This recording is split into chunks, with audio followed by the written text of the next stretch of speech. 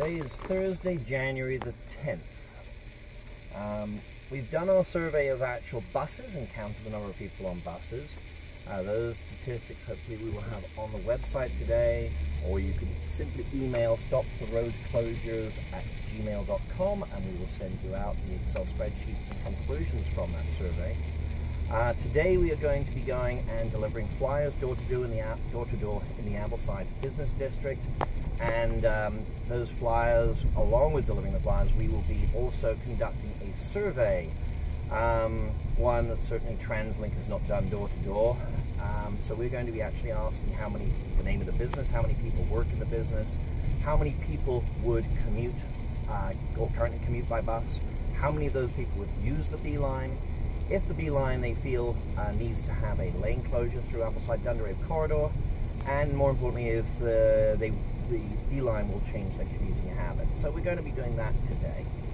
So you know from our survey from Tuesday, I believe it was, there were about 5,500 buses, about 1,300 and something were on the Horseshoe Bay Express bus. I think it was even more, 1,500 or so were on the actual 250 Horseshoe Bay bus. And yes, some of that probably would have picked up people in the Ambleside Dunderave corridor.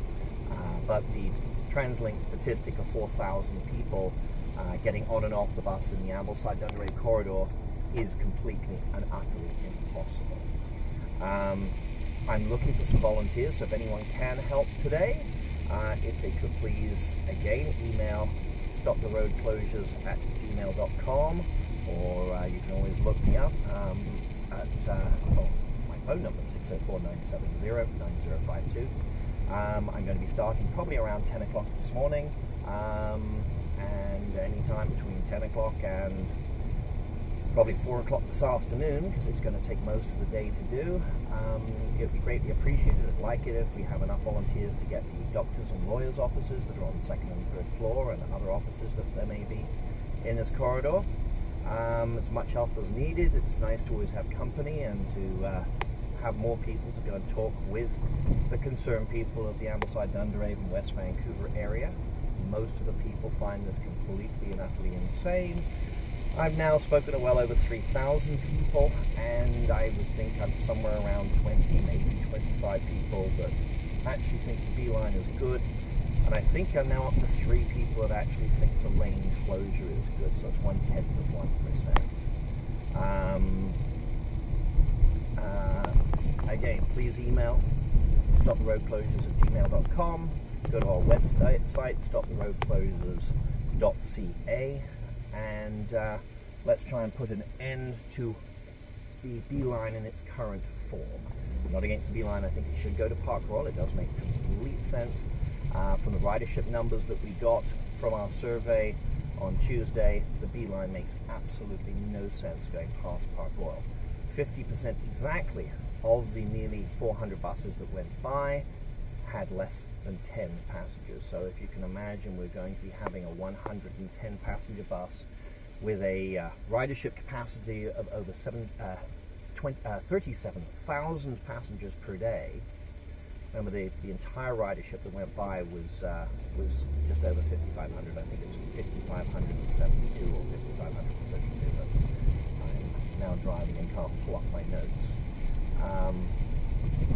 As you can see, the traffic light timing here is extremely poor because we're going to be delayed at this light again, so we need to go and get computerized new lights. So if you'll notice here, we have a 253 Caulfield bus followed directly by a 251 Queens bus.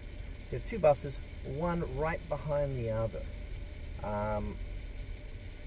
They should be spaced out. If you're delivering staff, and TransLink seem to appear to think that the staff are all going to be taking buses to commute to work, these should be spread apart by 3 or 4 minutes. So there's about, with the 400 buses, I think it works out to a bus every 2.5 minutes.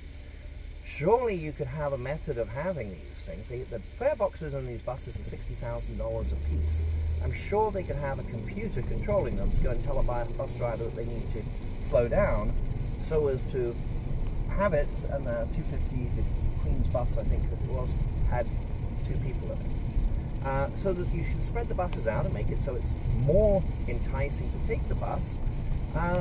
because of course you want to take that bus because you're not going to wait for it.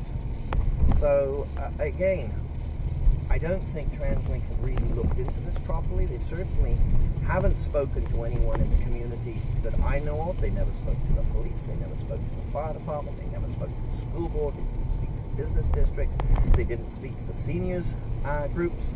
They've spoken to nowhere. So, you know, I think that took 5.5 minutes, and we were delayed a bit by traffic lights. Anyways, I'm just going to drive us to Park Royal, and I wasn't counting because I was waffling on and actually dealing with numbers, but I don't think we passed more than 5 or 6 people in the entire corridor there. Maybe there were more. And again, you can email me at stoptheroadclosures@gmail.com, and I will gladly post any errors that I may have done. Just had a commuter bicycle cross the road in front of us, which is great. I've been doing these videos many mornings because people are probably getting very bored of them. In all the videos that I've done, I think we've seen 1, maybe 2 other cyclists. So certainly in the winter, and I'm not trying to discredit cycling, I think it's fantastic. I wish I had was able to cycle to work, but I have to have tools for my businesses.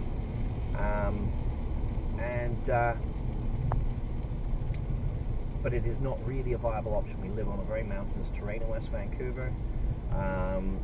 It rains a tremendous amount in the Vancouver region. And again, as much as this B-line is being pushed as an east-west connector, the problem on the North Shore is north-south, with rivers in the way. Also, you have places where there just is no easy transportation to a single area. For instance, Altamont has, I believe, almost no bus service whatsoever. British Properties has very poor bus service. Whidbey Estates has poor bus service. I think it's, and again, I'm going off the top of my head, but I think it's every 2 hours during the day, similar to Caulfield. Now look at the number of people there are at the bus over here. There's 1, 2, 3, 4, 5, I can't even count them. There must be, and some people running across the road against the traffic signal. There must have been 50 or 60 people at the Gundarave bus stop there. Might have been overestimated. Let's say there was 40. That's an entire bus load of people. Through the Ambleside Gundarave corridor, 6. Maybe there were 8. Again, I wasn't counting, unfortunately, and tomorrow maybe I'll do that. I'm going to sign off now because I'm heading off Marine Drive to get to my laundry, which is in North Vancouver. I thank you if anyone is still watching. I know they're really boring, but we need to get the word out. If you can spread this video, it will be, or it's on YouTube as you hopefully got this. And please share the link and tell people to go and watch it. Thank you.